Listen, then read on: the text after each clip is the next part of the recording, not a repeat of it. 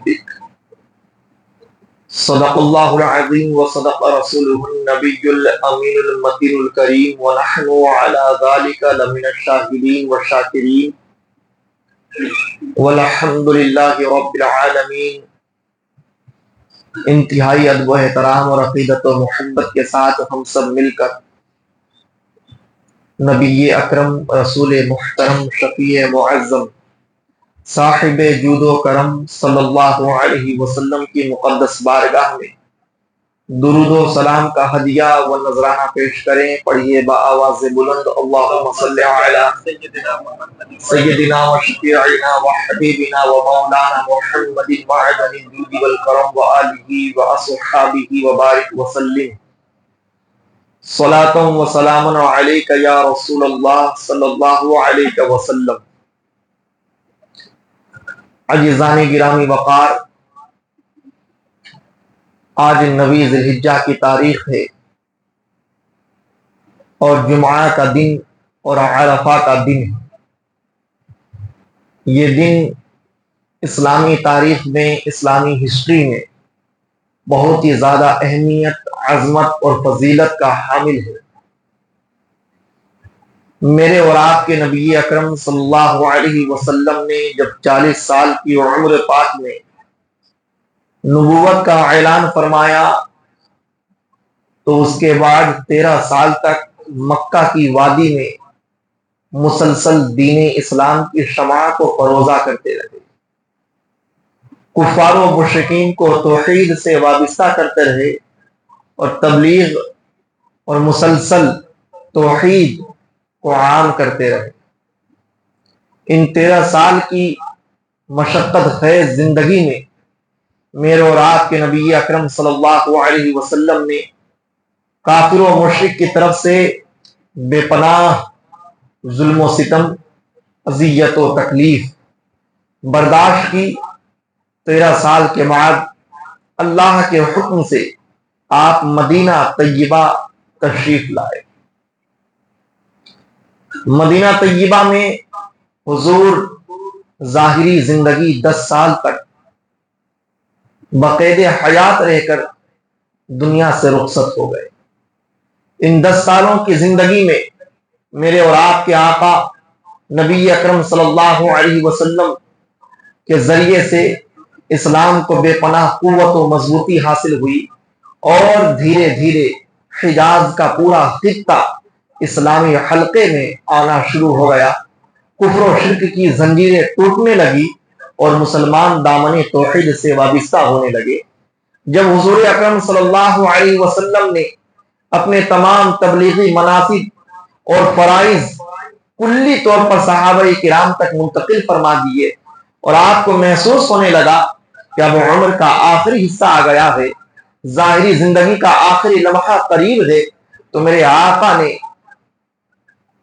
پورے عالم میں جو اہل ایمان تھے ان تک یہ خبر پہنچا دی کہ اس سال میں حج کرنے والا ہوں، میں حج کی قیادت خود انجام دوں گا۔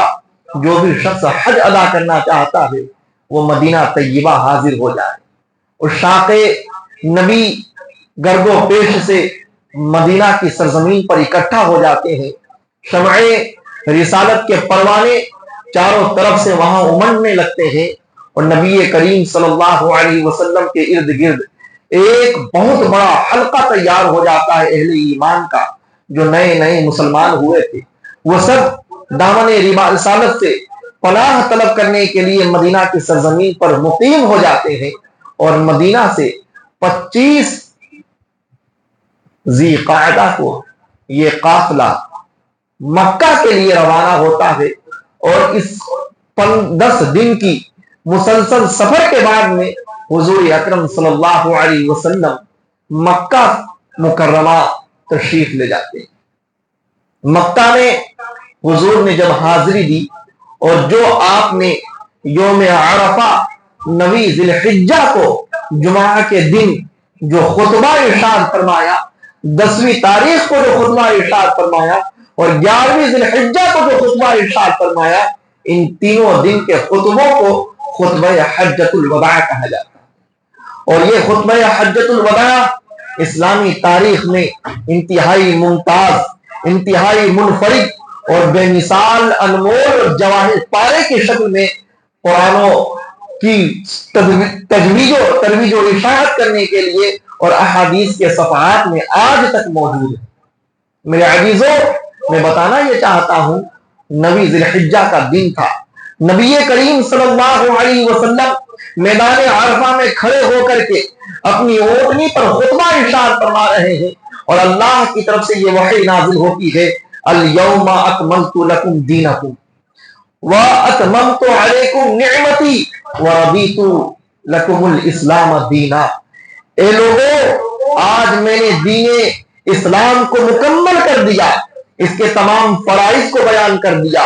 تمام اوامر کو بیان کر دیا، تمام حلال کردہ چیزوں کو واضح کر دیا، تمام حرام کردہ چیزوں کو روشن کر دیا ہے، اور میں نے تم پر اپنی نعمت مکمل طور پر نازل کر دی ہے، اور میں نے تمہارے لیے دین اسلام کو پسند کر لیا ہے۔ اس دن مذہب اسلام کی تکمیل ہوئی تھی۔ یوم عرفہ کے دن اللہ کی طرف سے مذہب اسلام کی مکمل تشریح پوری ہو گئی تھی، اور اسلام مذہب کو کامل و اکمل بنا دیا گیا تھا۔ جو چیزیں اللہ نے حلال کر دی اب وہ قیامت تک کے لیے حلال ہیں، اور جو چیزیں اللہ نے حرام فرما دی وہ قیامت تک کے لیے حرام ہے۔ اللہ اور اللہ کے رسول کی عطا سے جو اسلام کا دستور ہمیں یوم عرفہ میں ملا، وہ آج ہمارے پاس میں قیامت تک کے لیے اللہ کی امانت کی شکل میں اور مذہب اسلام کی صورت میں موجود ہے۔ یوم عرفہ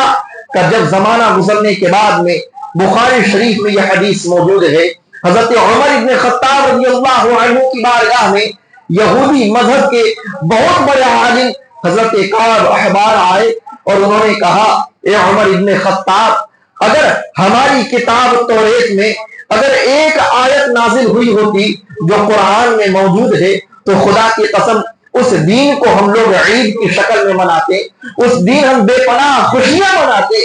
انہوں نے کہا کہ بتاؤ وہ کون سی آیت قرآن کی جس سے تم اس قدر خوش ہو اور جس کی تمنا تم اپنی کتاب توریت میں کرتے ہو؟ تو حضرت کعب احبار نے کہا تھا، اے عمر ابن خطاب، وہ آیت کریمہ یہ ہے، الیوم اکملت لکم دینکم، آج میں نے تمہارا دین اسلام مکمل کر دیا۔ کاش یہ آیت ہمارے توریت میں نازل ہوئی ہوتی تو ہم قیامت تک کے لیے کہتے کہ ہمارا مذہب یہودیت قیامت تک کے لیے ہے، اور اس کی تکمیل ہو چکی ہے، اس کی تکمیل ہو چکی ہے، یہ رد و بدل کی گنجائش نہیں رکھتا ہے، اس کے احکام مٹائے نہیں جا سکتے ہیں، اور یہ قیامت تک کے لیے زندہ ہے۔ اللہ نے یہ آیت اسلام کی ایک عظیم الشان کتاب قرآن مقدس میں نازل فرما دی۔ کاش یہ آیت ہماری مذہبی کتاب میں ہوتی تو اس دن ہم خوشی مناتے۔ حضرت عمر ابن خطاب رضی اللہ تعالی عنہ نے کعب احبار سے کہا، اے کعب احبار، تم یہ تصور کر رہے ہو، یہ خیال کر رہے ہو کہ ہم اس دن خوشی مناتے؟ خدا کی قسم اہل ایمان تو اس دن پہلے ہی خوشیاں منا چکے ہیں۔ جس دن اللہ نے یہ آیت نازل فرمائی تھی وہ دن جمعہ کا دن تھا، جگہ عرفہ کا میدان تھا، اور اس دن میرے مصطفیٰ کی زبان سے اس کلمہ طیبہ کو اور قرآن کی اس آیت کو کسی ایک بشر نے نہیں سنا تھا، کسی ایک صحابی نے نہیں سنا تھا، بلکہ مقام حجۃ الوداع میں جو ہزاروں کی تعداد میں شمع رسالت کے پروانے موجود تھے، ان سبوں نے زبان رسالت سے اس آیت کریمہ کو سنا تھا، اور اس دن سب نے سن کر کے اللہ کی حمد و ثنا بیان کی تھی۔ ہم تو اس دن ڈبل عید بنا چکے ہیں، ہم نے جمعہ کے دن کو بھی عید کی شکل میں بنایا، اور میدان عرفہ میں یوم عرفہ کو بھی عید کی شکل میں بنایا۔ آج یہ ہمارے لیے دوگنا عید کا دن ہے۔ اللہ کا یہ کرم ہے کہ میرے مصطفیٰ کے زمانے حجۃ الوداع میں جو یوم عرفہ اور یوم جمعہ ایک ساتھ اکٹھا ہوئے تھے، آج بھی اللہ کے فضل و کرم سے یہ یوم عرفہ اور یہ یوم جمعہ ہمارے لیے مکمل طور پر اکٹھا ہو چکے ہیں۔ آج میں بتانا یہ چاہتا ہوں کہ مقام حجۃ الوداع میں میرے اور آپ کے نبی اکرم صلی اللہ علیہ وسلم نے زندگی کا جو آخری خطبہ ارشاد فرمایا تھا، اور جو انسانیت کی جو تعلیم دی تھی اور آدمیت کا جو درس دیا تھا، اس درس پر اگر آج امت مسلمہ گامزن ہو جائے، اس درس کو اگر مکمل طور پر اپنی زندگی میں اتارنے کی کوشش کرے، تو خدا کی قسم یوم عرفہ کے دن میں اسلام کی جو شان و شوکت پوری دنیا نے دیکھی تھی، آج وہی شان و شوکت، وہی رفعت، وہی عروج و کمال، وہی ترقی اور وہی خوشیاں پھر سے ہماری قوم دیکھے گی۔ میں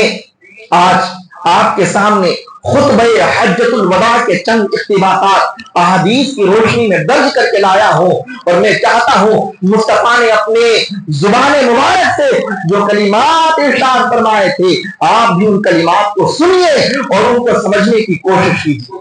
عزیزان گرامی، میرے اور آپ کے آقا نبی کریم صلی اللہ علیہ وسلم اپنی اونٹنی پر سوار ہیں، تمام صحابہ کرام اس مجلس اقدس کے اندر حضور کی بارگاہ میں اپنے سروں کو جھکائے ہوئے کھڑے ہیں، ادب کے ساتھ مصطفیٰ کی بارگاہ میں موجود ہیں، اور میرے مصطفیٰ اپنی اونٹنی پر سوار ہو کر ارشاد فرما رہے ہیں، ایھا الناس الا وان ربکم واحد وان اباکم واحد الا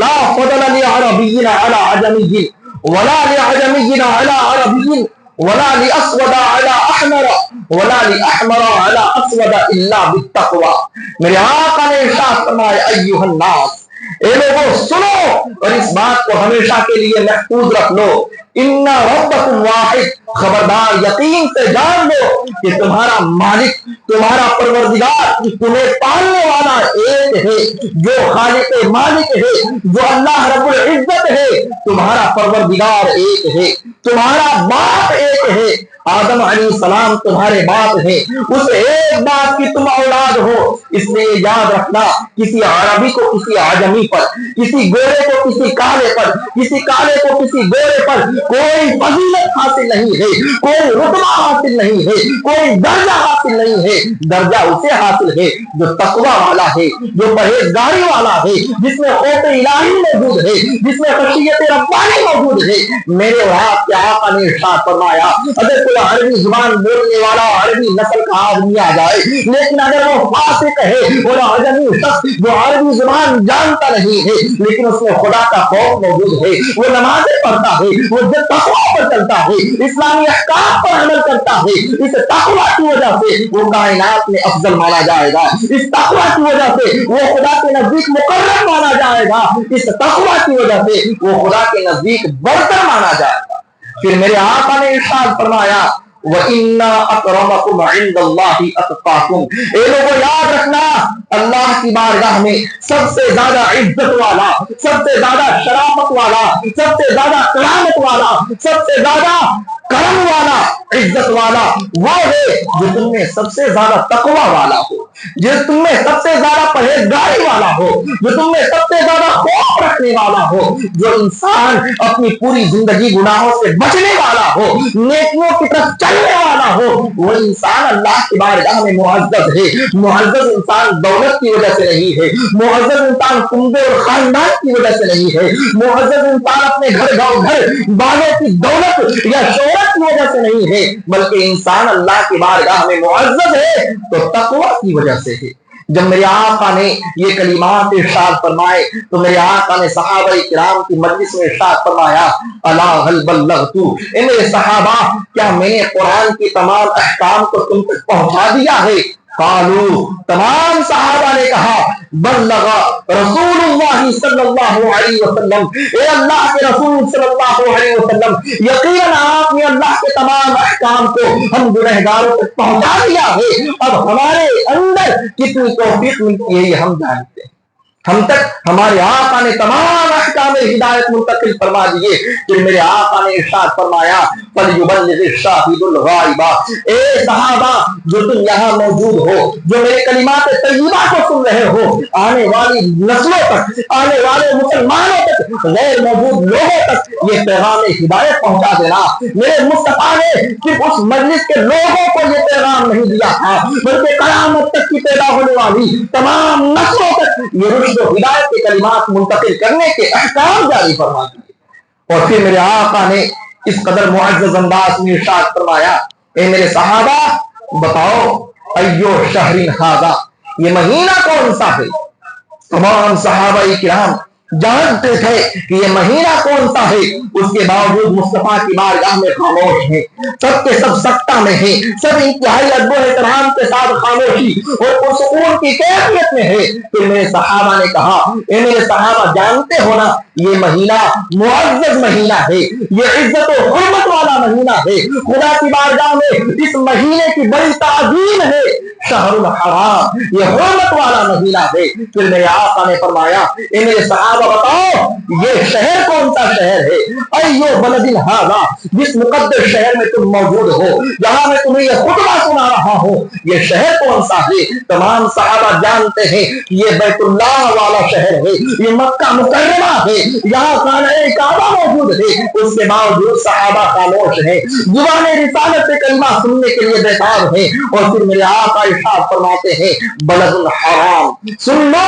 ये इंतहाई हुर्मत वाला शहर है, इसकी इज्जत को अल्लाह ने कयामत तक के लिए आबाद कर दिया है, कोई इसकी इज्जत पर आंच नहीं डाल सकता है, कोई इसको गैर मोहतरम नहीं बना सकता है। बलदुल हराम, ये इज्जत वाला महीना है। उसके बाद मेरे आका ने इरशाद फरमाया, ए मेरे सहाबा बताओ, अय्यो यौम हाज़ा, ये कौन सा दिन है, ये जिस दिन में तुम और हम मौजूद हैं, इस दिन की ताज़ीम क्या है। तमाम सहाबा खामोश हैं और तमाम सहाबा ने कहा, या रसूल अल्लाह, आप ही की जुबान से हम सुनना चाहते हैं, सबके हालात ये बता रहे हैं। मेरे मुस्तफा ने इरशाद फरमाया, ये दिन, ये यौम जुमा भी अल्लाह की बारगाह में हुर्मत वाला दिन है, इंतहाई अज़मत वाला दिन है, इंतहाई मुक़द्दस दिन है। फिर मेरे आका ने कहा, जिस तरह से तुम इस महीने की हुर्मत को जानते हो, जिस तरह से तुम इस शहर मुक़द्दस की हुर्मत को जानते हो, जिस तरह से तुम इस यौम जुमा की हुर्मत को जानते हो, ठीक इसी तरह अल्लाह ताला ने तुम्हारे खून को मुहतरम बना दिया है, तुम्हारी माल को मुहतरम बना दिया है, तुम्हारे जान को मुहतरम बना दिया है। इसलिए कोई मुसलमान किसी भी मुसलमान के खून को अपनी नजर में हकीर न समझे, किसी मुसलमान के माल को अपनी निगाह में हकीर न समझे, किसी की जिंदगी को अपनी निगाह में हकीर न समझे। जिस तरह से ये दिन मुकद्दस है, ये महीना मुकद्दस है, ये शहर मुकद्दस है, इसी तरह से तमाम उम्मत मुस्लिमा के खून मुकद्दस है, उनके माल मुकद्दस है, उनकी जानें मुकद्दस है। मेरे अजीजों बताओ, मेरे मुस्तफा ने कितने मुकद्दस अल्फाज इरशाद फरमाए, इन्नल्लाह क़द हर्रमा दिमाउकुम व अमवालकुम व अनफुसकुम व आराज़कुम, अल्लाह ने तुम्हारी खून को भी मुहतरम इस तरह से कर दिया है, तुम्हारी इज्जत व आबरू को भी मुहतरम कर दिया है। अब मेरे अजीजों, आज अपने गिरबान में हमें ढांक कर देखने की जरूरत है, क्या हम एक दूसरे के खून को अपने लिए मुहतरम समझते हैं, एक दूसरे की इज्जत व आबरू को अपने लिए मुहतरम समझते हैं, एक दूसरे के माल को अपने लिए मुहतरम समझते नहीं। हमारी जिंदगी के अंदर इतनी कोताही हो चुकी है कि हम एक दूसरे के लिए इस कदर बेआबरू बन चुके हैं कि हमें किसी मुसलमान की इज्जत व आबरू को उछालने में 2 मिनट नहीं लगता। हम उसको 2 टके के भाव में उसकी इज्जत को समझते हैं। मेरे आका ने इरशाद फरमाया, ए सहाबा सुनो, जिस तरह से ये दिन मुकद्दस है, ये शहर मुकद्दस है, ये महीना मुकद्दस है, उसी तरह से तुम सबकी इज्जतों को अल्लाह ने क़यामत तक के लिए मुकद्दस और मुहतरम बना दिया है। तुम दामन इस्लाम से वाबिस्ता होने के बाद में, कलीमे तय्यबा पढ़ने के बाद में क़यामत तक के लिए अल्लाह की बारगाह में मुअज़्ज़ज़ हो चुके हो। अगर कोई तुम्हारी जुबान, तुम्हारी इज्जत व के साथ में खिलवाड़ करता है तो वो अल्लाह की मुअज़्ज़ज़ बनाई हुई चीज के साथ में बिगाड़ पैदा करता है। ये मेरे आका ने दर्श दिया। उसके बाद मेरे आका इरशाद फरमाते हैं, अला व इन्ना कुल्ला रिबन फिल जाहिलियती मौज़ूउन, ए मेरे सहाबा सुनो, जमाने जाहिलियत में जो भी ज्यादती होती थी, जो सूद का कारोबार हुआ करता था, वो तमाम कारोबार आज मेरे कदमों के नीचे रोन दिए गए। वो तमाम सूदी तिजारतें मेरे कदमों के नीचे रोक दिए गए हैं। अब न कोई सूद का बाजार गर्म होगा, न रिबा का कोई खरीदो फरोख्त होगा। आज के बाद में तुम्हें एक दूसरे के माल को हमेशा इज्जत व आबरू की निगाह से देखना है और सूद और इंतहाई ज्यादा रिबा की तबाहकारियों से बचने की कोशिश करना। फिर मेरे आका ने औरतों के ताल्लुक से वो खवातीन जो अल्लाह रब्बुल इज्जत की हुक्म के मुताबिक हमारी निकाहों में मौजूद होती थी, उन मनकूहा खवातीन के बारे में میرے آقا نے بڑا قیمتی نقطہ ارشاد فرمایا، اور وہ قیمتی نقطہ بیان کرتے ہوئے میں خطبہ حجۃ الوداع کی آخری نصیحت آپ کے سامنے پیش کر رہا ہوں۔ میرے آقا نے فرمایا ایھا الناس ان النساء علیکم حقا وان للنساء علیکم حقا وان لکم علیہن حقا۔ اے میرے صحابہ سنو، وہ عورتیں جو تمہارے نکاح میں موجود ہیں، ان عورتوں کا تم پر حق ہے اور تمہارا وہ عورتوں پر حق ہے۔ ان عورتوں پر تمہارا حق یہ بنتا ہے کہ اللہ یعطینا فروشکم احدا ولا یدخلن بیوتکم احدا تکرہونہ الا باذنکم۔ اے میرے صحابہ، ان عورتوں پر شوہروں کا حق یہ ہے کہ وہ عورتیں اپنے بستروں کو کسی غیر محرم مرد کے ساتھ میں، کسی ناجائز شخص کے ساتھ میں رلوانے کی کوشش نہ کرے، اور وہ تمہارے گھروں میں تمہاری اجازت کے بغیر میں کسی بھی ایسے شخص کو جسے تم ناپسند کرتے ہو آنے کی اجازت نہ دے۔ پھر میرے صحابہ نے کہا اگر وہ عورتیں تمہاری نافرمانی کرتی ہے، تمہاری اجازت کے بغیر تمہارے گھروں میں ایسے شخص کو آنے جانے دیتی ہے جس کو تم ناپسند کرتے ہو، تو میرے آقا نے نصیحت کرتے ہوئے ارشاد فرمایا سنو، ان اللہ تعالی قد اذن لکم، اللہ نے تمہیں یہ اجازت دے دی ہے کہ تم ان عورتوں سے اپنی بستروں کو الگ کر لو، تم ان سے اپنا سونا رہنا الگ کر لو، انہیں تم اپنے سے کچھ لمحے کے لیے دور کر دو۔ اور پھر ارشاد فرمایا پھر بھی نہ سدھرے تو تم انہیں ہلکی سی ضرب لگا سکتے ہو، تم انہیں ہلکی سی مار دے سکتے ہو، لیکن اتنا نہیں کہ جس سے ان کے جسم پر یا ان کے قلب پر بڑا گہرا زخم مرتب ہو جائے، تم انہیں ہلکی سی ضرب دے سکتے ہو۔ پھر میرے آقا نے ارشاد فرمایا اگر تمہاری قولی اور فعلی تعبیری کارروائی کے بعد میں وہ عورتیں باز آ جاتی ہیں، وہ عورتیں تمہارا حکم ماننے لگتی ہے، وہ تمہاری اطاعت گزار بن جاتی ہے، تو میرے آقا نے ارشاد فرمایا کہ تم پر انتہائی عدل و انصاف کے ساتھ میں، خیر کے ساتھ میں، اللہ کے حکم کے ساتھ میں ان کا نام و نفع بھی لازم ہو جاتا ہے، ان کا کسوہ اور سکنا بھی لازم ہو جاتا ہے، اور ان کے تمام انتظامات و انصرام لازم ہو جاتے ہیں۔ پھر میرے آقا نے ارشاد فرمایا اے میرے صحابہ سنو، وَإِنَّمَا النِّسَاءُ عِندَكُمْ عَوَانٌ، یہ جو عورتیں تمہاری ماتحتی میں ہے، ان عورتوں کے ساتھ میں ہمیشہ تم خیر کا تعلق رکھنا، تم بھلائی کے ساتھ انہیں نبھانا۔ میں تمہیں ان کے حق میں خیر کی تاکید کر کے جا رہا ہوں۔ وہ عورتیں تمہارے پاس میں جو اپنے گھر وار کو چھوڑ کر آئی ہے، جو رشتے دار کو چھوڑ کر آئی ہے، اور جو تمہاری نکاح میں موجود ہے، جو تمہاری سرپرستی میں موجود ہے، وہ اپنی جانوں کا کچھ اختیار نہیں رکھتی ہے، وہ مکمل طور پر تمہارے اختیار میں ہے، اس لیے ان کے ساتھ خیر کا برتاؤ کرنا، ان کے ساتھ میں عدل و انصاف کا برتاؤ کرنا۔ بتائیے میرے آقا نے وومن رائٹس کے اوپر میں، عورتوں کے حقوق کے اوپر میں، عورتوں کی عزت و آبرو کے بارے میں کتنے واضح پیغام عطا فرما دیے ہیں۔ اگر آج مسلمان اپنی عورتوں کا خیال کرنا شروع کر دے، ان کے عزت و آبرو کا خیال کرنا شروع کر دے، ان کے ساتھ اپنے سلوک کا برتاؤ کرنے لگے مصطفیٰ کے ارشاد کے مطابق میں، تو کوئی گھر اجڑے گا نہیں، کوئی چمن ویران نہیں ہوگا، بچے اپنے ماں سے، ماں اپنے بچوں سے جدا نہیں ہوگی۔ آج معاشرہ یہ ہو چکا ہے کہ مسلمان نکاح کے بعد میں اللہ طلاق کو ٹرینڈ بنا چکے ہیں۔ اے مسلمانوں، اس گناہ کے عمل سے باز رہنے کی کوشش کرو، اس لیے کہ اللہ نے انہیں تمہاری سرپرستی میں دیا ہے، تو تم بہترین اخلاق کے ساتھ میں، بہترین نصیحت کے ساتھ میں ان کی تربیت کرو اور ان کی تعبیری کارروائی کرو۔ میرے آقا نبی اکرم صلی اللہ علیہ وسلم نے خطبہ حجۃ الوداع کے اندر 3 دن تک مسلسل بہت سے ارشادات عطا فرمائے اور بہت لمبی گفتگو حضور نے ارشاد فرمائی، اور اس میں ایک آخری نقطہ یہ تھا اے مسلمانوں یاد رکھنا تم سب کے سب بھائی ہو، تم سب کے سب بھائی ہو۔ ان المسلم اخو المسلم، یقیناً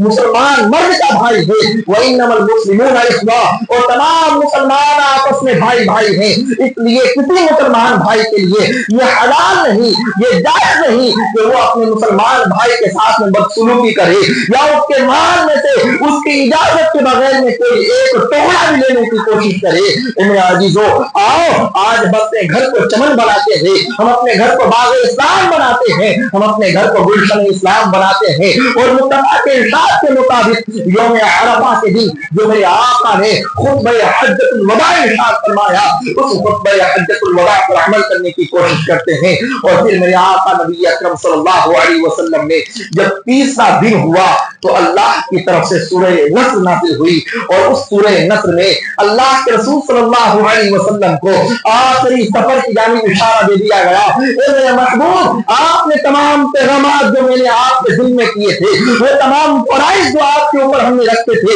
وہ تمام فرائض آپ نے ادا کر دیے. اب اے محبوب, آپ کو اپنے محب کی طرف لوٹنے کا وقت آ گیا ہے. آپ کو اس انسانی دنیا سے ملکوتی دنیا کی طرف آنے کا وقت آ گیا ہے. میرے مصطفیٰ وہ محبوب ہیں جن سے محبت خدا نے کی ہے, اور جن کی محبت کا اعلان خدا نے کیا ہے. اور پھر اللہ نے کہا یا ایھا الرسول بلغ ما انزل الیک من ربک, اے میرے محبوب پیغمبر, اللہ کی طرف سے جتنی وحی, جتنے احکامات آپ تک آئے وہ تمام امت تک پہنچا دیجئے. میرے مصطفیٰ نے آخری جملہ ارشاد فرمایا, اے میرے صحابہ الا هل بلغت, کیا میں نے اللہ کے حکم کے مطابق تمام احکام پہنچا دیے؟ صحابہ نے کہا اے میرے محبوب پیغمبر, یقیناً آپ نے تمام احکام پہنچا دیے. پھر اللہ کے نبی نے ارشاد فرمایا اللہم اشہد, اے اللہ ان لوگوں کی باتوں پر تو بھی گواہ دینا, انہوں نے اپنی زبان پہ اقرار کیا ہے کہ میں نے تمام احکام پہنچا دیے ہیں. اے میرے مالک, تو ان کی باتوں پر گواہ دینا, اور تو قیامت کے دن میں